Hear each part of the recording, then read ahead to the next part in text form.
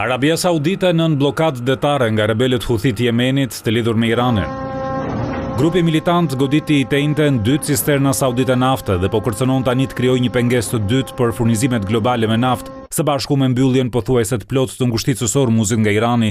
Ndërkohë ushtria amerikane vazhdoi me një raund të risulmesh ndaj Iranit me urdhër të presidentit Donald Trump. Militantët e Jemenit, të cilët kontrollojnë zonat pranë ngushticës Bab el Mandeb, në anën tjetër të Gadishullit Arabik nga ngushtica e Hormuzit, njoftuan më herët të hënën një blokadë detare ndaj Arabisë Saudite, në atë që disa analistë e kanë parë si një veprim taktik nga Irani për të ushtruar ndikim në negociata. 5 cisterna ndryshuan kurs të martën në detin e Kuq për të shmangur ngushticën Bab el Mandeb dhe 3 tjera të ngarkuara me naftë saudite për Kinën dhe Indin u kthyen mbrapsht. Huthët thanë se forcat e tyre kryen sulme me raketa dhe dron ndaj 2 cisternave saudite në detin e Kuq, duke identifikuar ato si Ensilia dhe Laila.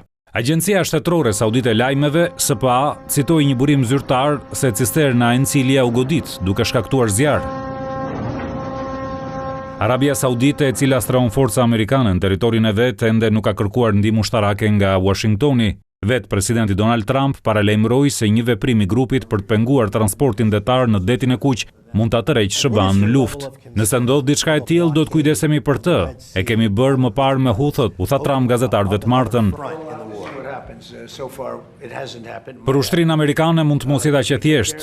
Huthët kanë fituar një reputacion si luftëtar të ashpër dhe të shkathët që u kanë rezistuar me sukses fushatave të mparshme të bombardimeve saudite dhe amerikane. Miliona fuqi në ditë me naftë saudite kaloi nëpër detin e Kuq, duke shmangur ngushticën e Hormuzit. Ndërkohë çmimet e ardhshme të naftës së papërpunuar Brent u rritën me më shumë se $2 dhe arritën nivelin $96.09 për fuqi, niveli më i lartë 6 javor pas lajmit se Huthët sulmuan cisternat saudite në detin e Kuq.